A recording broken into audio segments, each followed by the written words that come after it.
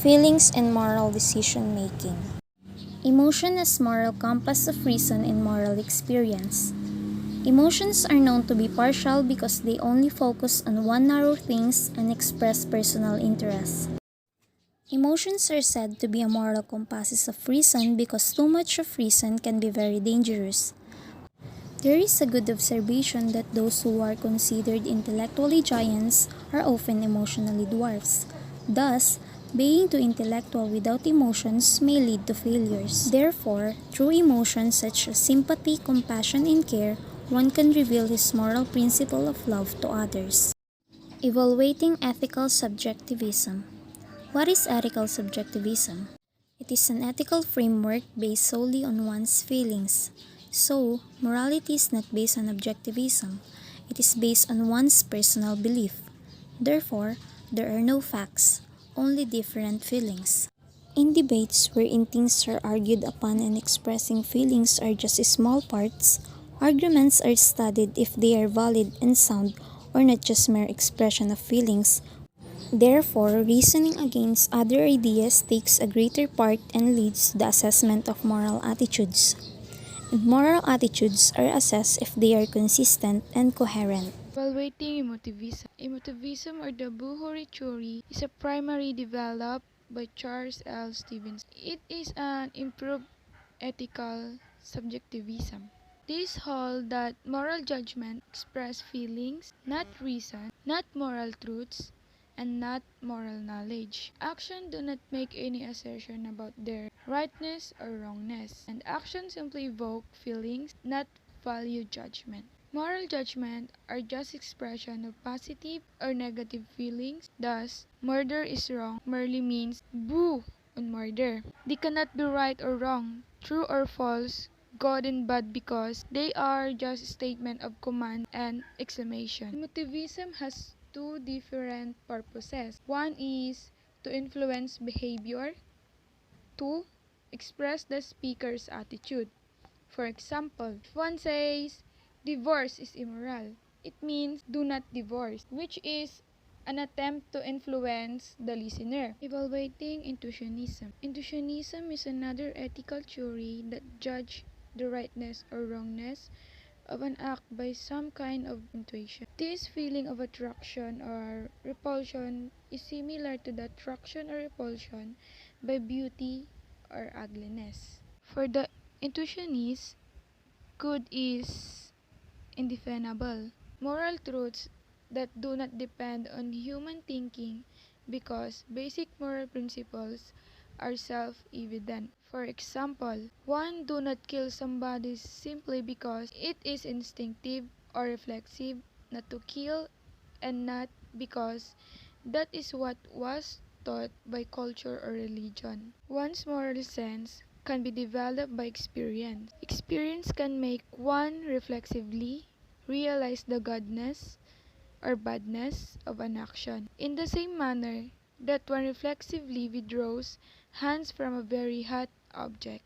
Evaluating situationism. Situationism is an ethical framework developed by Joseph Fletcher in 1960. This holds that the foundation of moral truth is agape, which is the only thing of intrinsic value. The rule of agape is the only love that applies in decision making. This love is not merely an emotion but involves doing what is best for the other person unconditionally. For example, killing a mass murderer before they are going to kill hundreds of people, such as if they had them held hostage. Typically, it will not be okay morally to kill anyone, but in the situation, it will save many more lives, so it becomes okay. Feelings, instinctive, and trained response to moral dilemma. Feelings and emotion can be powerful once they are developed as instinctive and trained responses to moral dilemma.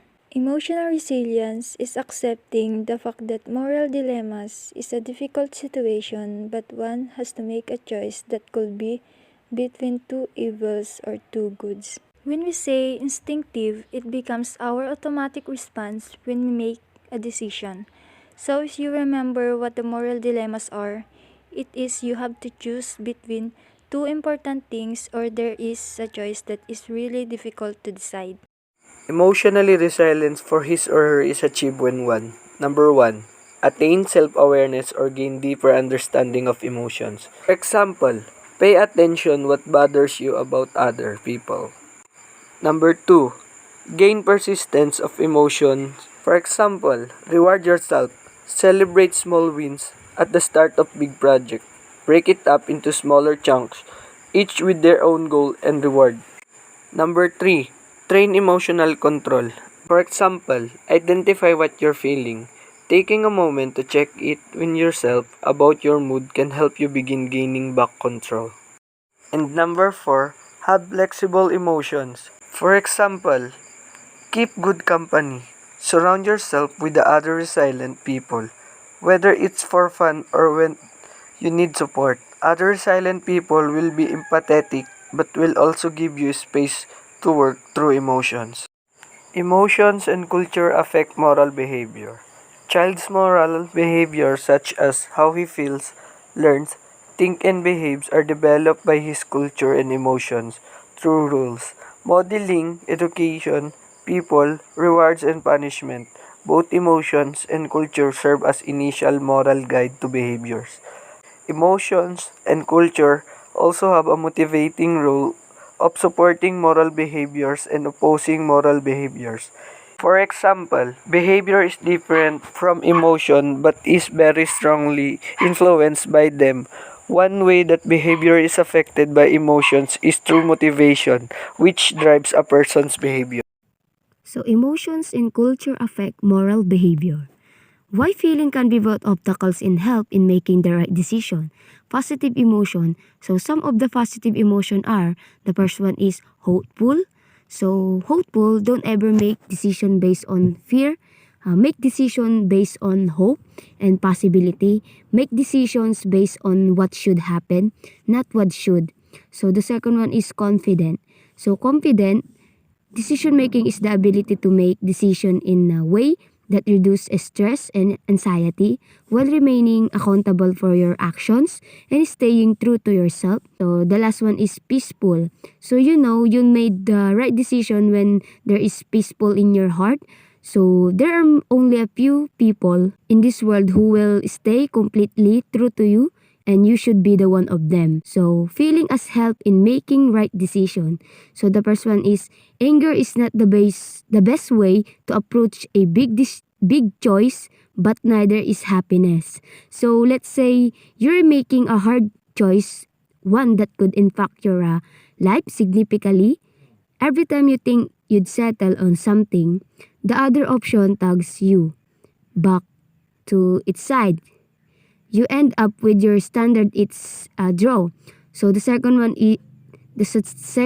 is should you make ever more detail, less of pros and cons, and seek advice from even more trusted sources, or should you go with your gut? So many people would suggest the latter. Listen to your gut or your heart or some other part of your body that could possibly know what those stock option will be worth in 5 years. For the advice giver, just do what feels right. It's safe guidance to offer. Since if you nudge the decision maker towards a huge mistake, at least they feel good making it.